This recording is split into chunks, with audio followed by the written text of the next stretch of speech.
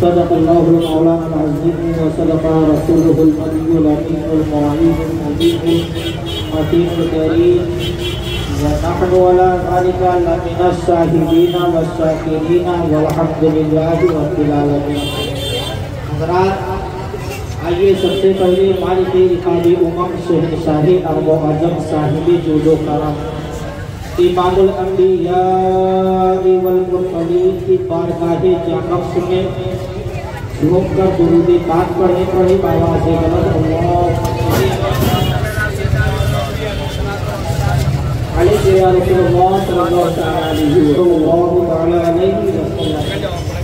حضرات، اعلیٰ حضرت عظیم البرکت و امام احمد رضا خان فاضل بریلوی اسی بریلی کے چٹان سے ارشاد فرماتے ہیں، واہ کیا مرتبہ اے غوث ہے بالا تیرا، واہ کیا مرتبہ اے غوث ہے بالا تیرا، اونچے اونچوں کے سروں سے قدم اعلیٰ تیرا، سر بھلا کیا کوئی جانے کہ ہے کیسا تیرا، اولیاء ملتے ہیں آنکھیں وہ ہے سلوہ تیرا۔ معزز سامعین، کسی شاعر نے جب اپنے قلم کو کہا اے قلم تو لکھ، تو قلم نے جواب دیا اے مالک شاعر یہ بتا لکھو تو کیا لکھو؟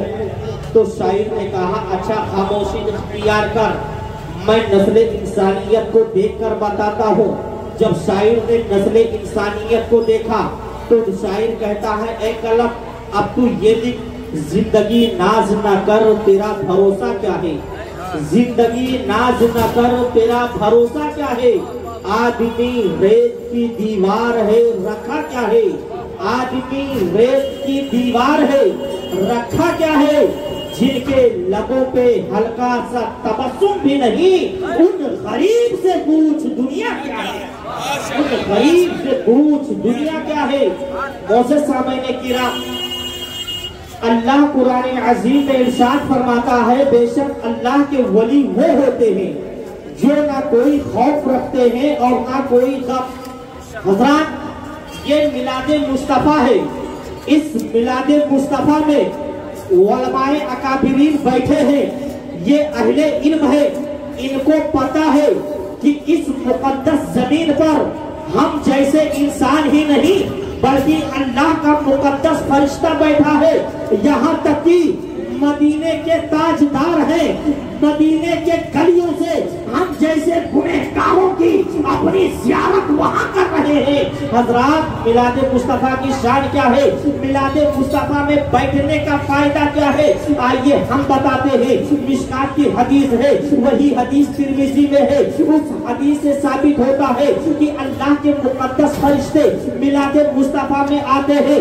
اور آنے کے بعد یہاں جو سبحان اللہ کی ستائشیں بیان کرتا ہے، اللہ کی حمد کرتا ہے، اللہ کا ذکر سنتا ہے، نبی کے ذکر میں سنتا ہے، وہ فرشتے جو ہوتے ہیں بارگاہ خدا بندی میں حاضری دیتے ہیں اور کہتے، اور جب وہاں جاتے ہیں تو اللہ پوچھتا ہے، اللہ علیم و خبیر ہے، اللہ خوب جانتا ہے کہ یہ فرشتے تھے کہاں پر، یہ فرشتے کیا کر رہے تھے۔ لیکن حضرات، یہاں غور کرنے کی بات ہے کہ اللہ تمہاری محبت اپنے فرشتوں کے زبان سے سننا چاہتا ہے۔ ایک ماں جب اپنے بچوں سے محبت کرتی ہے تو وہ ایک ماں کی ممتا دے پاتی ہے، مگر رب کائنات وہ ہے جو اپنی ماں سے 70 ماں سے زیادہ وہ محبت کرنے والا ہے۔ اب فرشتے کہتے ہیں اے مولا میں مدینہ میں نہ تھا، اے مولا میں بیت المقدس میں نہ تھا، اے مولا میں صفا مروا پر نہ تھا، اے مولا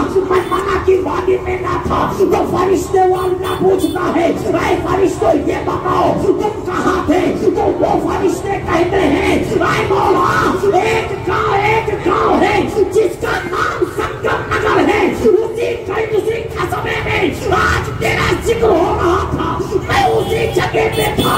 تو خدا کہتا ہے اے فرشتوں تو تم خاموش کیوں ہو، عرش اعظم کی چوٹ پہ جاؤ اور یہ ہنگامہ کر دو کہ خدا فرماتا ہے فاذکرونی اذکرکم، تم میرا ذکر کرو میں تمہارا۔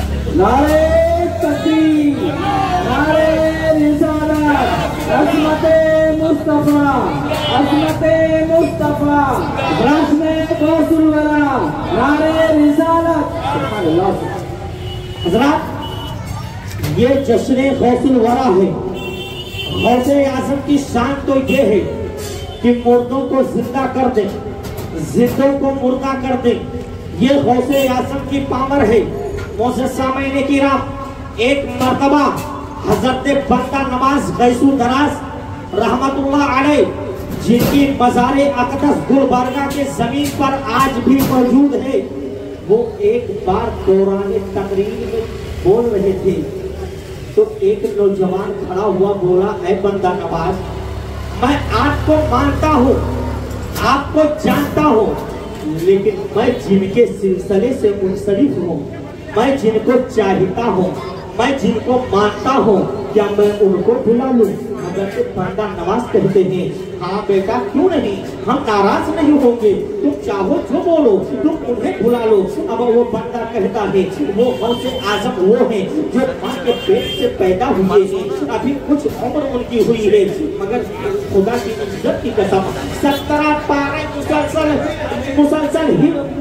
سینے میں موجود ہیں. اب وہی بیٹا ہے. اب استاذ کے پاس جاتا ہے, وہ استاذ کہتے ہیں, اے بیٹا پڑھ اعوذ باللہ من الشیطان الرجیم. اب وہ حضرت غوث اعظم تعوذ تسمیہ پڑھتے ہیں, ایک پارا پڑھتے ہیں, دوسرا پارا پڑھتے ہیں, تیسرا پارا پڑھتے ہیں, اسی طریقے سے مسلسل 17 پارے پڑھتے چلے جاتے ہیں.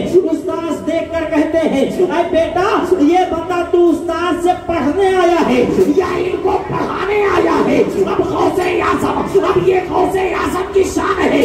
جب بندہ نواز نے اس بات کو سنی تو چہرے پہ تبدیلی آ گیا. اچھا کہتے ہیں, میں مانتا ہوں, مگر میں بھی تو کچھ ہوں. اتنا کہنا تھا کہ غوث اعظم جلال میں آ جاتے ہیں, ولایت بھی چھن گئی ہے, کرامت بھی چھن گئی ہے. اب بندہ نواز زمین پر دیکھتے ہیں تو زمین نظر آتا ہے, آسمان پر دیکھتے ہیں تو آسمان نظر آتا ہے. اب بندہ نواز کہتے ہیں, ارے یہ کیا ہوا, میری شان تو یہ تھی, میرے پیر و مرشد نے مجھے یہ عطا کر دیا تھا کہ زمین کو دیکھو تو کہاں تو سرا نظر آتا تھا, اور آسمان کو دیکھو تو عرش اعظم نظر آتا تھا, لیکن اب خالی کیوں ہو گیا ہے؟ اب وہ پریشان ہوتے ہیں, وہ گھبرا جاتے ہیں. اب وہ کہتے ہیں, اے پیر تم آ جاؤ, اب تم میری مدد کرو. اب اسی گلبرگہ کے زمین پر دیکھتے دیکھتے حضرت نصیر الدین چراغ دہلوی آ جاتے ہیں. وہ کہتے ہیں, اے بندہ نواز کیوں پریشان ہے, اے بندہ نواز کیوں پریشان ہے؟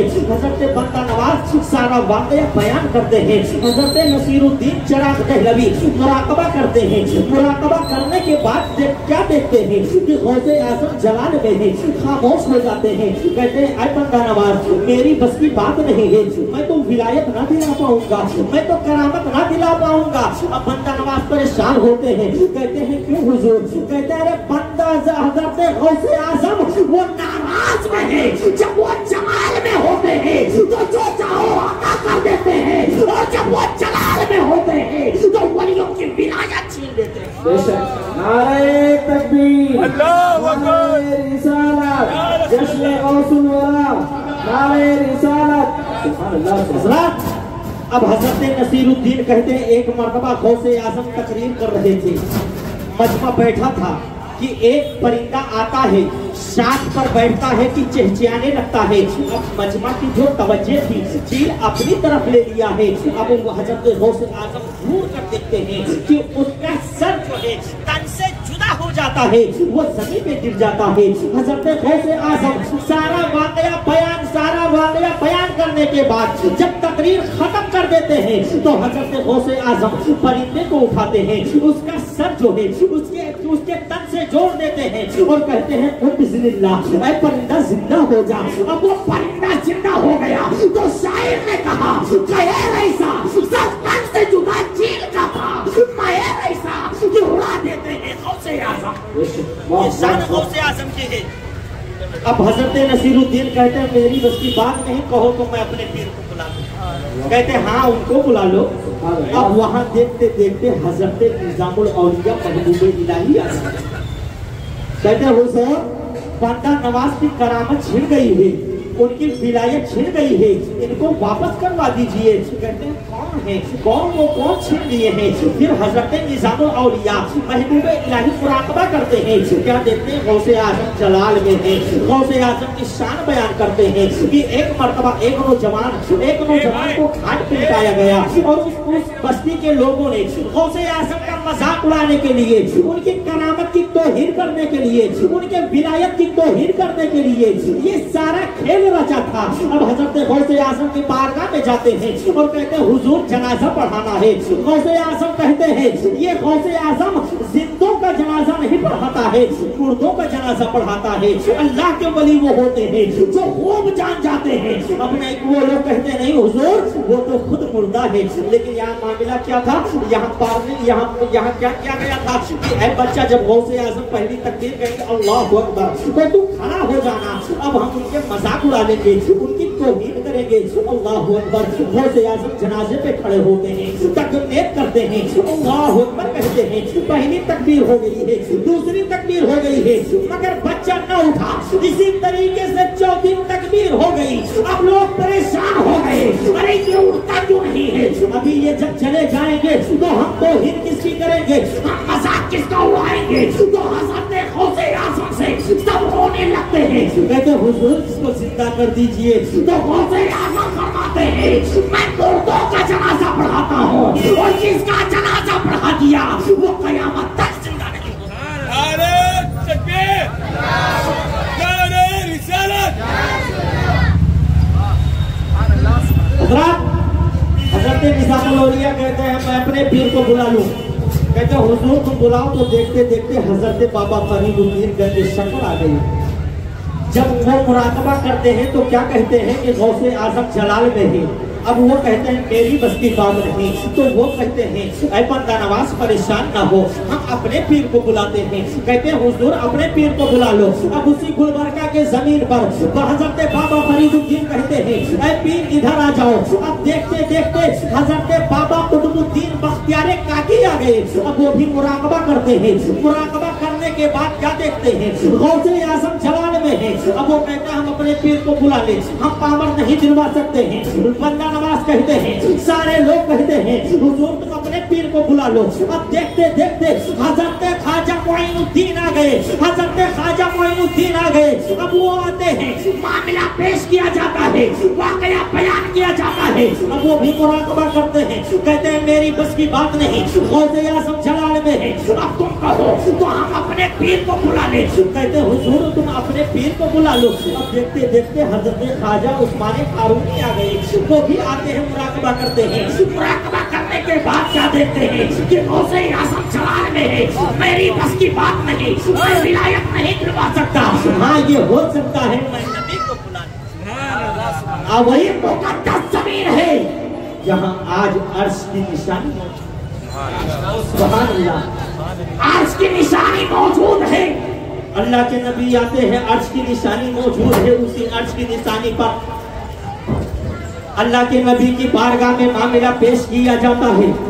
کہتے ہیں حضور بندہ نواز کی کرامت چھن گئی ہے، ولایت سلب ہو گیا ہے، ان کو واپس کروا دیجئے۔ اب ہم نبی کریم فرماتے ہیں اے لوگوں اے ولیوں میں جانتا ہوں کہ غوث اعظم مجھ سے محبت کرتا ہے، میں اس سے محبت کرتا ہوں، وہ مجھے مانتا ہے، ہم اسے مانتے ہیں، مگر وہ جلال میں ہے۔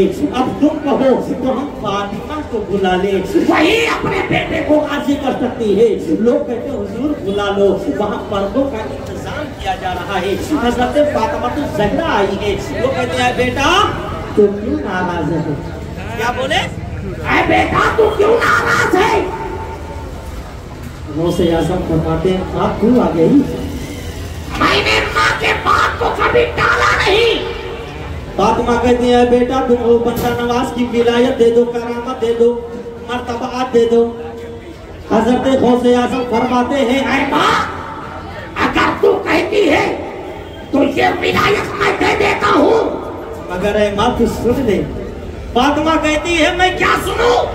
تو غوث اعظم فرماتے ہیں اے ماں ایک ولایت تیرے ذریعہ سے مل گیا ہے، دوسری ولایت میں عطا کرتا ہوں۔ وہی گلبرگہ کی زمین ہے، وہی مقدس ولی ہے کہ دنیا میں جتنے ولی آئے سب ایک ولایت کا پاور پائے، سب ایک ولیوں کا پاور رکھتے ہیں، مگر بندہ نواز دو ولیوں کا پاور رکھتا ہے، دو ولایت کا پاور رکھتا ہے۔ حضرات آج جب تمہاری ماں کہے تو اس کے ساتھ کچھ ٹالو مت، اس کے بات کو مانو، کیونکہ نبی فرماتے ہیں اگر ماں ناراض تو میں ناراض، خدا ناراض، خدا نے خود فرما دیا اے میرے نبی کے امتی سن لو، تم جتنا بھی گناہ کر ڈالو، اگر مدینے کا تاجدار راضی ہو گیا تو اس کے صدقے میں بندوں کو معافی کا پروانہ۔ نعرہ تکبیر، نعرہ رسالت۔ حضرات اب میں اپنی تقریر ختم کر رہا ہوں۔ اللہ کی بارگاہ میں دعا ہے کہ ہم تمام مسلمانوں کو نبی سے محبت کرنے کی توفیق عطا فرمائے۔ استغفر اللہ ربی من کل ذنب